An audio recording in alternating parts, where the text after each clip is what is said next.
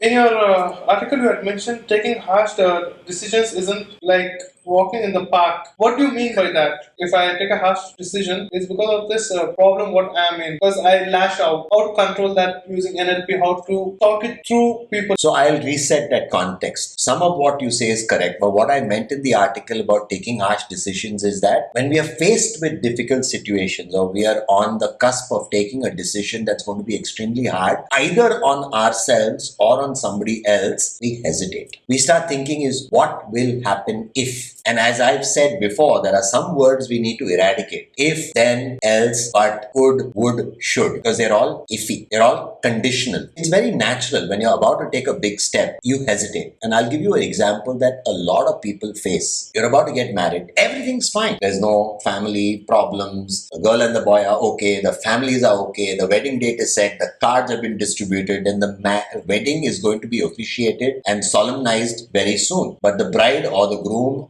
or the bride and the groom start having second thoughts. Why? Because they're taking such a big step in life where they're not going to be, it's not going to be all about themselves anymore. They are going to now take a step where they're including somebody in their life. Is this the right thing that I do? What if this doesn't work? So because of that, we kind of falter. What happens then? We seek counsel. We talk to elders. Parents will coax us, cajole us. No, it's okay. It's very natural to feel these pre-wedding jitters. And that's how we take the next step. It's a hard decision. A harsh decision when you're working, let's say, or in an office, and you find somebody who's not contributing, and you need to take the harsh decision to terminate that person. Like what you had done for one of your colleagues. Correct. I had to do it because there was no choice. The guy was not performing. He was dead weight. He was not carrying his own weight. He was not able to deliver. There were 10 reasons why it had to be done. It was a harsh decision. I had to convey a harsh message and I was a little bit wary of doing it. But then, did you know NLP? Yes, I had already gone through training on NLP. So why did you use NLP on it? Because it's still early days. I had not imbibed the teachings. I knew it theoretically, but I was not a practitioner. There's a difference between knowing bookish knowledge and applying that knowledge in day-to-day life. So which is why I tell everybody, digest what it really is and use it on a day-to-day basis. It helps a lot. Can you tell few sentences where you can use on day-to-day life? A few short sentences. Very simple things. Let's say that we are sitting at a cafe, as we do, where we have all our debates and the brain starts working over some caffeine. We want to order something. Now we've got servers who are circling and who are taking orders. It's the manner in which you ask for your order. Get me a cup of coffee.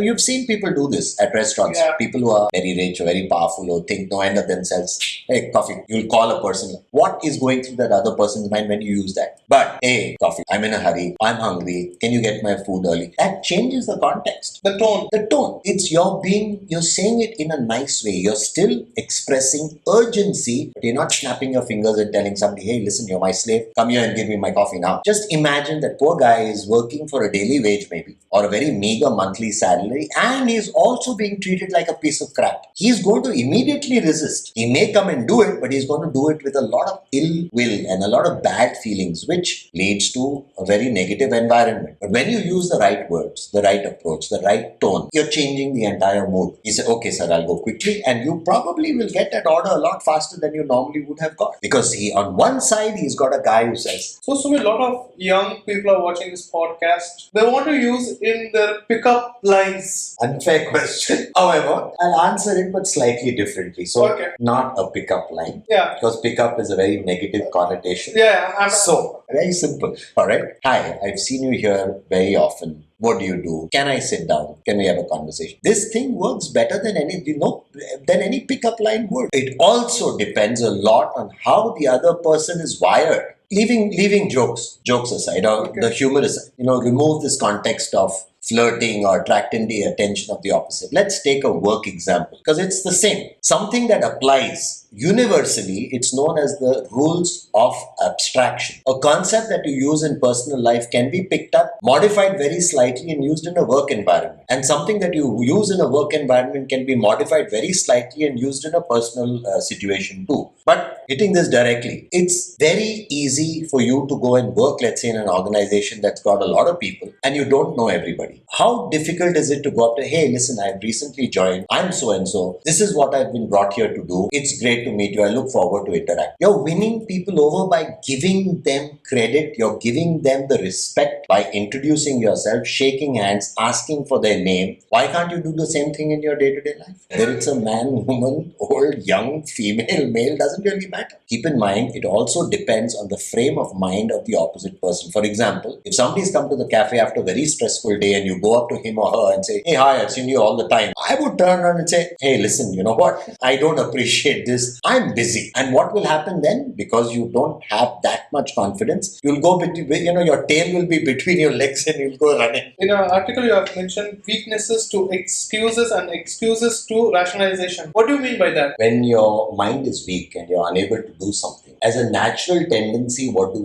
We cover up our weakness. Very few of us are able to go public and say, this is my weak spot, I need to work through this. Or you take counsel or coaching to help you through that weakness. Most of us will understand that we are being weak. We don't even want to accept it for ourselves, internalize it. So what do? We make all kinds of excuses to say why we are unable to achieve or why we are weak in that particular aspect. When we repeat this constantly in our mind, we run these excuses constantly in our mind, we then start developing rationalizations. Oh, I couldn't do this because of 1, 2, 3, 4, 5. And we develop all those excuses. It goes from weakness, it goes to excuses, it goes to justifying why we are not happy. Oh, why are we not doing this? Oh, because. So that's typically the flow of how it goes. First we are weak, we realize we don't like to look at ourselves in the mirror, and because we don't like what we see in the mirror, we try to cover that up. We build this facade around ourselves because the best way to convince somebody else is to convince yourself first. So we end up fooling ourselves so that we can fool everybody else. Because the best way to sell something is to sell it internally to yourself. So we sell it to ourselves saying, oh, I'm not weak. This is the reason why I can't do this. Actually, this is the case. And because you convinced yourself so deeply, it becomes a little easier for you to tell that lie that you're telling yourself to other people and make yourself believe that it's now become the truth. It's like, the newspaper. If the newspapers print the same damn thing every single day, you see it in black and white. Now, whether that journalist has validated that information or not, it becomes the truth. So if the same thing is repeated over a period of time, it becomes the truth. And that's exactly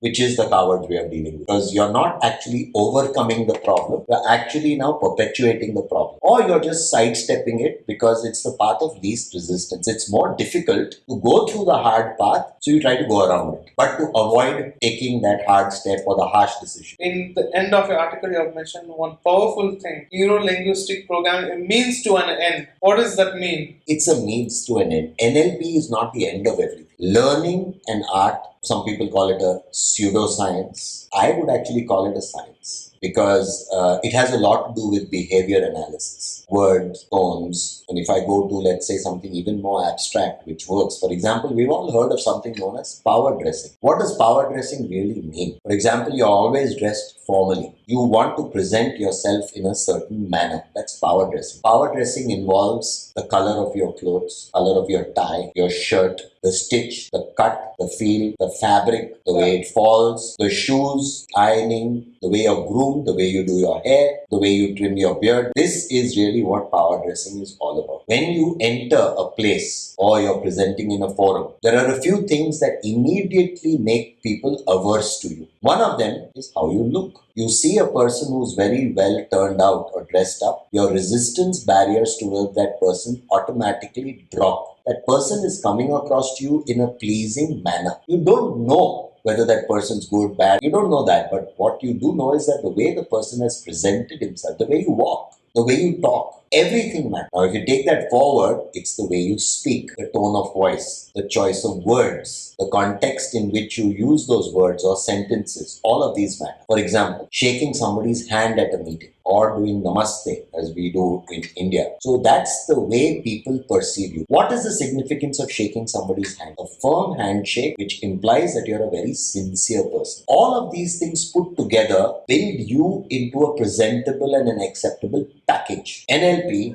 is the power of communication. It's the whole thing about internalizing who you are and being able to relate who you are with the person sitting across the. So NLP in a nutshell is tools, techniques, that you learn, but that's not the end of it. You're not just learning it for bookish knowledge. You're learning it with the objective of using it in your day-to-day life. So it's a means to an end. What's the end? Powerful communication, the power of self-analysis, the power of observing somebody's behavior, the power of talking to a person based on his mood, based on his needs. So that's really the means to an end. The end is communication. So everything finally is into the communication.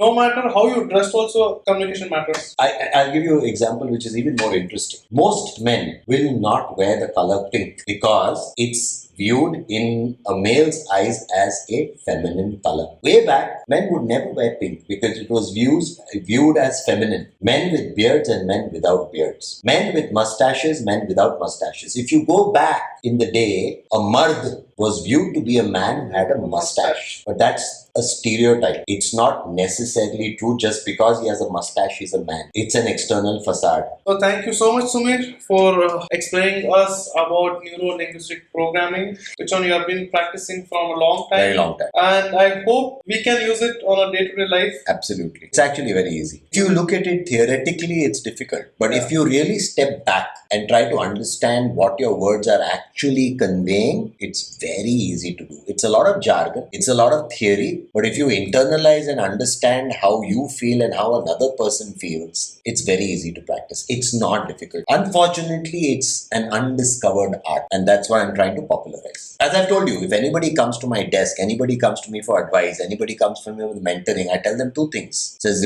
I read a book, Business at the Speed of Thought by Bill Gates, and the other one is learn Neuro Linguistic Programming. These are the two takeaways. Anybody comes to me, this is what I tell them.